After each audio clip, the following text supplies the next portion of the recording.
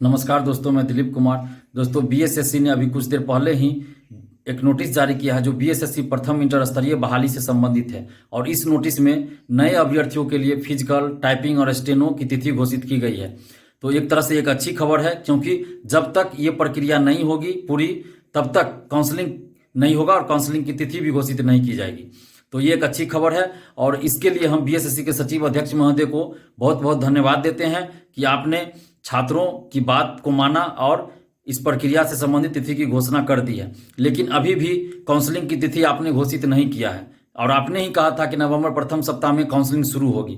तो आपसे हम आग्रह कर रहे हैं कि आप जल्द से जल्द काउंसलिंग की तिथि घोषित कर दीजिए, ताकि जो 53,000 से ज़्यादा परीक्षार्थी मानसिक रूप से प्रताड़ित हो रहे हैं और उनके लिए जो पर्व त्योहार के समय में भी उनके चेहरे पे कोई खुशी नहीं है, कोई मुस्कान नहीं है, तो आप काउंसलिंग की तिथि अगर घोषित कर देते हैं तो उनके चेहरे पे थोड़ी मुस्कान जरूर आ जाएगी।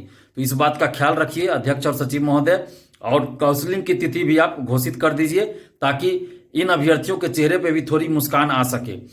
और परीक्षार्थियों को भी हम दिल से धन्यवाद देते हैं। आप जितने भी बीएसएससी प्रथम इंटर स्तरीय बहाली के परीक्षार्थी हैं, आप लोगों ने जो एकजुटता दिखाई है उसके लिए आपको दिल से धन्यवाद। और आप लोगों की एकजुटता का ही परिणाम हुआ है कि ये बहाली यहाँ तक पहुँच पाई है।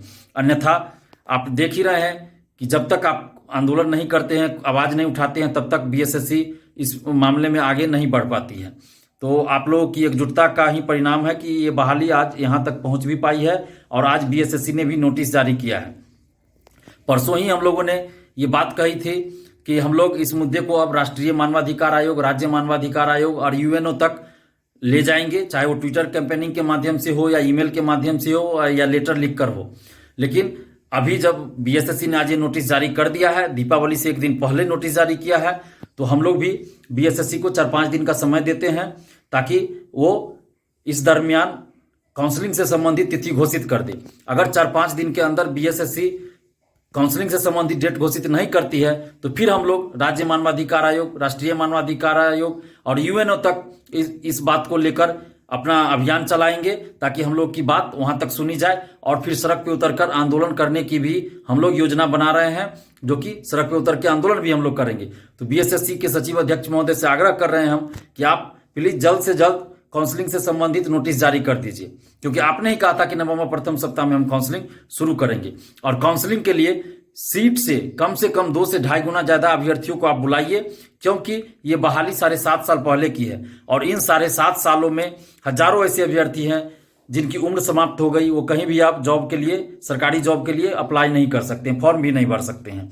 और इन 7.5 सालों में इन अभ्यर्थियों ने काफी दुख झेला है, काफी दुख पीड़ा सहा है, मानसिक रूप से प्रताड़ित हुए हैं। तो मानवीय आधार भी अपनाइए और इनके दुख पीड़ा को समझते हुए सीट से कम 2 से 2.5 गुना ज्यादा अभ्यर्थियों को काउंसलिंग में बुलाए, ताकि एक भी सीट खाली न रह जाए। क्योंकि अगर सीट खाली रह जाती है तो, और 7.5 साल से ये लोग इतना दुख झेले हैं और सीट खाली रह जाए और इन लोगों को नौकरी ना मिले, तो आप सोच सकते हैं कि कितनी तकलीफ होगी और इनके साथ कितना नाइंसाफी और अन्याय होगा। तो इस तरह का बात न हो, किसी के साथ अन्याय ना हो, शोषण ना हो। इसलिए आप जल्द से जल्द काउंसलिंग की तिथि घोषित कीजिए और सीट से कम 2 से 2.5 गुना ज्यादा अभ्यर्थियों को काउंसलिंग में बुलाइए। और साथ ही फर्जीवाड़ा को रोकिए, धांधली को रोकिए, क्योंकि फर्जीवाड़ा के चक्कर में ही 2017 में उस समय के अध्यक्ष और सचिव महोदय जेल गए थे। तो किसी भी तरह का फर्जीवाड़ा ना हो, फर्जी अभ्यर्थियों को बाहर कीजिए, क्योंकि इस बहाली में जो 7.5 साल पहले की है, अगर इतना दुख दर्द झेलने के बाद भी अगर ईमानदारी से इसमें नहीं जाते हैं लोग और सेटिंग गेटिंग होता है या किसी भी तरह का फर्जी अभ्यर्थी चले जाते हैं, तो ये बड़े ही दुख की बात होगी, बड़ी तकलीफ की बात होगी और इन अभ्यर्थियों के साथ नाइंसाफी होगी जो 7.5 साल से ईमानदारी से इसमें लगे हुए हैं। तो ऐसा ना हो, जितना भी फर्जी अभ्यर्थी है सबको बाहर किया जाए और सीट से कम 2 से 2.5 गुना ज्यादा अभ्यर्थियों को बुलाइए काउंसलिंग में और जल्द से जल्द काउंसलिंग की तिथि घोषित कीजिए। और तमाम परीक्षार्थियों से भी हम आग्रह कर रहे हैं कि आप लोग जो एकजुटता अभी तक दिखाए हैं वही एकजुटता आपको आगे भी दिखानी है, क्योंकि अभी भी काउंसलिंग की तिथि घोषित नहीं हुई है, काउंसलिंग नहीं हुआ है, फाइनल रिजल्ट नहीं आया है और ज्वाइनिंग नहीं हुआ है। तो आपको हर एक कदम पे एकजुटता दिखानी होगी और एकजुट होकर लड़ाई लड़नी होगी और जहां भी अन्याय और शोषण होगा वहां मिलकर आवाज उठानी होगी।